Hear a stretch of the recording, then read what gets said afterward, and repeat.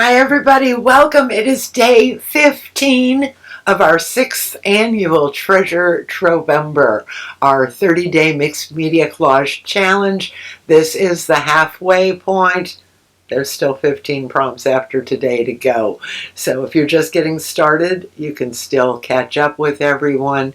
And if you've been keeping up, we're almost halfway there. You can watch the welcome video if you just stumbled on this video. I'll put a link down below. It explains the challenge. It's really easy to catch up. The videos are about 2 minutes a day. You can also register for free and get our free guide, 30 Tips for 30 Days. Go to explore.collage-lab.com/Trovember to get your free guide.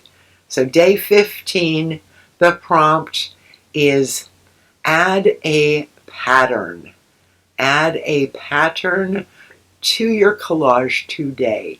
It can be something that you find in a book or a magazine or your painted papers.